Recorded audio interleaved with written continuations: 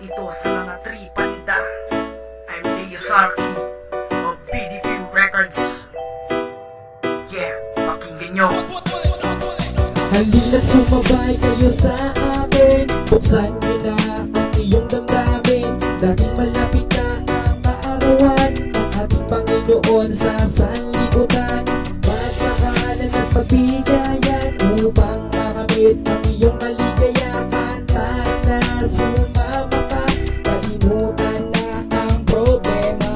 Malapit na naman ang araw ng Kapaskuhan. Sa tuwing sasapit ang Pasko, dama mo ang kaligayahan. Kakaibang saya sa tuwing sasapit ang Disyembre. Itago ang kalebre, ilabas ang Christmas tree. Tayo na't magtipon-tipon sa dambana ng simbahan, dahil malapit na mahalagang kaarawan ng ating Panginoon. Ang buhay niya sinakripisyo upang malaman natin iniibig niya tayo kahit na makasalanan ng isang katulad mo. Palagi mong tatandaan, nandiyan lang siya sa piling mo, at wag mong baliwalain ng kanyang mga ginawa, nang dahil sa kanya nawala ang iyong mga sala. At palaging tandaan na di kanya malilimot ang iyong mga panalangin. Siguradong may sagot dahil ang ating may kapal laging nandyan nakikinig. Lahat ng tao sa mundo kasama sa kanyang pag-ibig. Ba napakasaya kapag kumpleto ang pamilya, lalong lalo na kapag ang syota ay kasama sa tuwing sasapi at dadaan ang Pasko.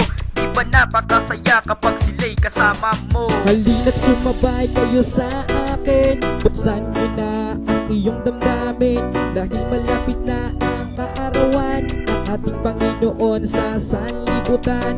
Magmakalan at magbigayan upang makamit ang iyong kaligayahan. Tara na, sumama ka, kalimutan na ang problema. Di naman mahalaga kung walang pera sa bulsa, at di naman mahalaga kung walang handa sa mesa, dahil ang importante makasama ang pamilya upang maipadama mong iniibig mo sila. Walang kapantay na ligaya iyong mararamdaman kapag nandyan ang kasintahan, hanggang sumapit ang putukan ng inyong mga dasal. Ibibigay ng may kapal, maniwala lang kayo, meron sa'yong nagmamahal. Wag mong isipin na wala ka nang natitirang pag-asa. Lagi mong tatandaan, napakarami mo pang tsansa, dahil sa buhay natin nandyan lagi ang pagsubok. Marami pang problemang sa ating buhay nakalilok, ngunit kahit ganon ang may kapal paniwalaan. Lahat ng pasakit may tinatawag na hangganan, dahil mahal ka niya at di ka niya pababayaan. Lagi niyong tatandaan, mahal niya kayo kaibigan.